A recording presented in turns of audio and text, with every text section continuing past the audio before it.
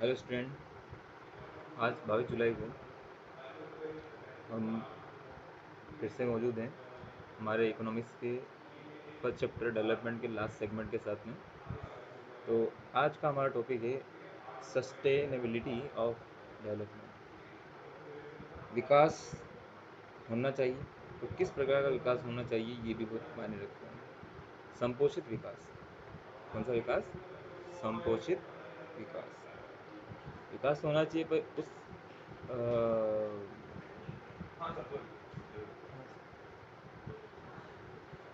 इस वजह से नहीं कि मतलब हमारी वजह से हमारे जो पूर्वज हैं या हमारे जो मतलब आने वाले जो वंशज हैं उनको मतलब दिक्कत हो। यहाँ पे एक कोटेशन दे रखा है, we have not inherited the world from our forefather. हमें हमारे फोर फादर से, हमारे पूर्वजों से हमें मतलब ये जो संसार है ये इनहेरिटेड नहीं मिला है, मतलब हमें विरासत में नहीं मिला है।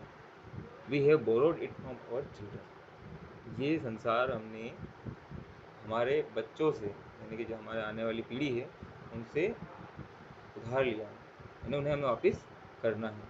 तो ये मत सोचिए कि मतलब जो संसार आप अभी देख रहे हैं ये आपको अपने पूर्वजों से मतलब एक विरासत के रूप में मिल चुका है, ठीक है, कि ये तो संपत्ति है आपकी, आप जो करना चाहो वो करो, नुकसान करो, आने वाली पीढ़ी के बारे में मत सोचो।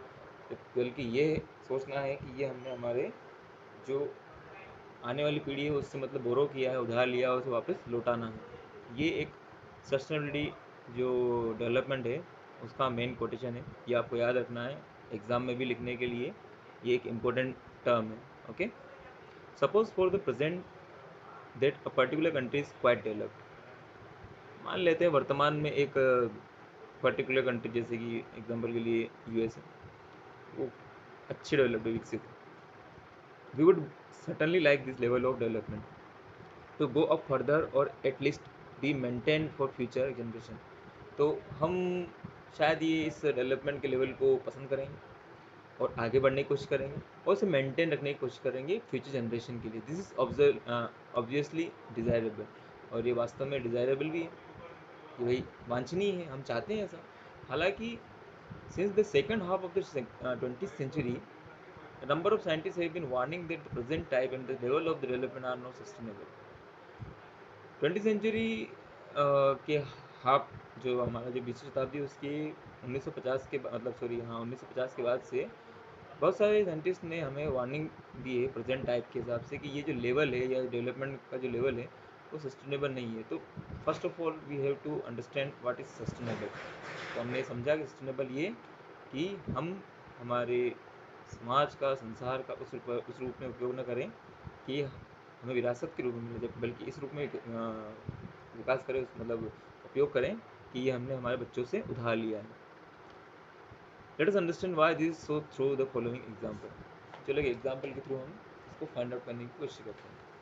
एग्जांपल 1 है ground water in India. India में ग्राउंड वाटर यानी कि भूमिगत जल, जो हम जमीन से निकालते हैं उसी को हम भूमिगत जल बोलते हैं। Recent evidence suggested that the groundwater is under serious threat of overuse in many part of the country। हाल ही के सबूतों से हमें मतलब ये सजेशन मिला है कि जो ग्राउंड वाटर का जो लेवल है वो ओवर यूज़ की वजह से बहुत ही सीरियस थ्रेट में, उसकी कंडीशन बहुत ही ज़्यादा ख़राब है। About 300 district have reported a water level decline of about 4 meter during the past 20 years. 300 district में, वर्ल्ड हमारे इंडिया में तकरीबन 650 से समथिंग कुछ डिस्ट्रिक्ट्स हैं, तो उसमें 300 डिस्ट्रिक्ट में ये बताया गया है कि वाटर लेवल जो डिक्लाइन है वो 4 मीटर क्या हो चुका, over 4 meters during past 20 years. 20 साल में ये 4 मीटर अंदर जा चुका है। अब देखिए, हो सकता है पहले यहाँ पे रहा हो वाटर लेवल, अभी वाटर लेवल कहाँ पहुँच गया है, और गहराई पे। Nearly 1/3 of the country is over using their water ground water research. लगभग एक तिहाई जो कंट्री है वो मतलब ओवर यूज़ कर रही है ग्राउंड वाटर रिजर्व को। In another 25 years 60% of the country would be doing the same if the present way of using this resource continue. अगले 25 साल में 60% कंट्री ये काम करेगी। अभी सिर्फ 1/3 कर रही है, आगे आने वाले 25 सालों में ये काम 60% मतलब 60% पॉपुलेशन करना शुरू कर देगी, अगर यही प्रेजेंट सिनेरियो चलता रहा। ठीक है, जिस प्रकार से हम यूज़ कर रहे हैं रिसोर्स का उसी प्रकार से यूज़ होता रहा।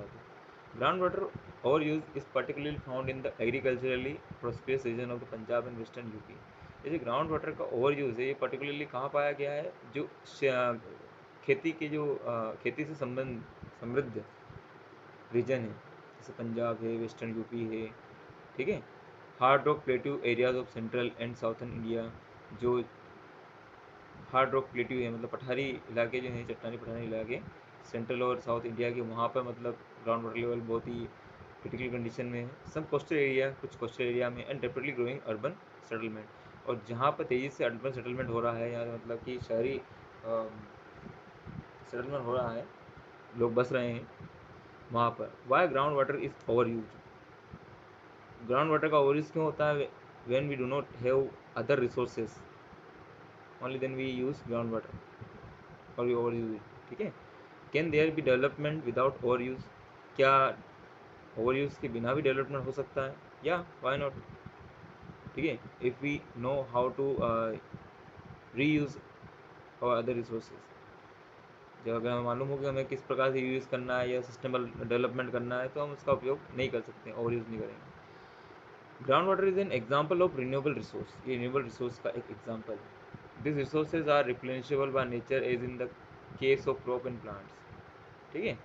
नेचर के हिसाब से रिप्लेनिशेबल है, मतलब रीप्लेस्ड है, इसको दोबारा से हम मतलब प्राप्त कर सकते हैं, जैसे कि क्रॉप और प्लांट को करते हैं। हालांकि इवन दी रिसोर्सेज में बी ओवर यूज, भले ही मतलब ओवर यूज होता है। For example in the case of ground water, if we use more than what is being replenished by rain, then we would be overusing this resource. तो overusing का मतलब क्या है कि ऐसे case में जब रिप्लेनिशिंग जो टाइम है इसका वो कम हो, बजाय कि इसके यूज़ के। जब हम ज़्यादा यूज़ करेंगे और ये दोबारा पुनर्निर्मित धीरे होगा, तो एक समय आएगा जब इसे हमारा रिसोर्स क्या हो जाएगा, ख़त्म हो जाएगा। तो हमें उस हद तक ही मतलब यूज़ करना है कि ये अपने आप को रिप्लेनिश कर सके, दोबारा से पुनर्निर्मित कर सके, ठीक है। जंगल है, जंगल बनते हैं, जंगल उगते हैं और मतलब बढ़ते रहते हैं, पर आप उनको एक हद से ज़्यादा स्पीड से काटते रहोगे, डिक्रीज़ करते रहोगे, अफॉरेस्टेशन करते रहोगे, तो क्या होगा, ये होगा कि मतलब एक समय आएगा कि जंगल पूरे ख़त्म हो जाएंगे। तो non renewable resources are those which will get exhausted after years of use. जबकि नॉन रिन्यूएबल रिसोर्स वो होते हैं जो एक समय के बाद में, एक ईयर के बाद में वो ख़त्म हो जाते हैं। We have a fix stock on earth which can not be replenish. हमारे पास में इनका कुछ फिक्स स्टॉक है अर्थ पे जो रिप्लेनिश नहीं हो सकते। We do discover new resources that we do did not know of earlier. हमें ऐसे रिसोर्सेज डिस्कवर करने होंगे जिनको हम पहले नहीं जानते थे। New resources in this way add to the stock. इस प्रकार से नए रिसोर्स जो है हमारे स्टॉक में शामिल हो जाएंगे और हमारा स्टॉक बढ़ जाएगा, खजाना। हालांकि over times even this will get exhausted, पर समय के साथ साथ में ये भी क्या हो जाएंगे, ख़त्म हो जाएंगे। एग्जाम्पल के लिए crude oil that we extract from the earth is a non renewable resources. जो हम कच्चा तेल निकालते हैं ज़मीन से, वो नॉन रिन्यूएबल रिसोर्सेज। हालांकि we may find a resource of oil that we did not know or earlier exploration are being undertaken all the time. पर हम ऐसे सोर्स का मतलब फाइंड आउट करने की कोशिश कर रहे हैं जिसको हम पहले नहीं जानते थे। ताकि हम, हाँ, ताकि हम मतलब जो है इनको दोबारा से ख़त्म होने से बचा सकें। Exhaustion of natural resources, natural resource का एग्जॉस्ट होना। अब आप देखिए, मैं एक टेबल दे रखी है 1.7 क्रूड ऑयल रिजर्व की। मिडिल ईस्ट में रिजर्व जो था 808.5 था। Number of years reserve will last, सिर्फ कितने बचा है अभी, 78। कहाँ है इन 808 था, कहाँ 78 है। यूनाइटेड स्टेट में रिजर्व था 44.2 मिलियन, 1000 मिलियन बैरल था। अब कितना बचा है, 12.1, 12.1, ठीक है। तो ये कम होता जा रहा है, रिजर्व कम होता जा रहा है, क्योंकि इनका एक स्टॉक फिक्स है। The table give an estimate of reserve of the crude oil दे रखा है। More important, it also tell us for how many years of the stock crude oil will last if people continue to extract it. कितने सालों तक ये बचा रहेगा। तो यहाँ पे 78 सालों तक बचा रहेगा, ये 12 सालों तक और ये 53 सालों तक। This for the country as a whole, however different country face different situation. ये पूरे वर्ल्ड के लिए, जबकि अलग अलग कंट्री तो अलग अलग प्रॉब्लम फेस करती है। जैसे कि इंडिया की बात करें तो ये पूरा जो ऑयल इंपोर्ट करती है from abroad, because they do not have enough stock of their own. उनका पास में अपना खुद का स्टॉक नहीं है। भले हम हमारे पास में बॉम्बे हाई और नहरकटिया और डिगबोई जैसे मतलब ऑयल एक्सट्रैक्शन पॉइंट है, पर that's not enough for us. If price of oil increase, this become a burden for everyone. अगर ऑयल के प्राइस बढ़ते हैं तो सभी के लिए बर्डन बढ़ जाएगा, बोझ बढ़ जाएगा। There are country like USA which have low reserve and hence want to secure oil through military और इकोनॉमिक पावर। यूएसए के पास में रिजर्व तो कम है, पर वो चाहते हैं कि मतलब ऑयल को सिक्योर कर ले मिलिट्री और इकोनॉमिक पावर का उपयोग करके, यानी पैसे और सेना के बल पे वो उसे कंट्रोल करना चाहते हैं, जैसे कि इराक में उसने हमला करके किया था। The question of systematic of development rise many fundamental new issues about nature and the process of development. ये जो क्वेश्चन है सिस्टमेटिक डेवलपमेंट का, ये कई फंडामेंटल इशू उठाता है। पहला, is crucial essential for development process in a country. किसी कंट्री में क्रोडल इसेंशियल है तो हाँ यस है, सारे ट्रांसपोर्टेशन उससे चलते हैं। India has to import crude oil. What problem do you anticipate for the country looking at the above situation. तो इंडिया जो है वो इम्पोर्ट करता है तो क्या प्रॉब्लम फेस करता होगा उसे,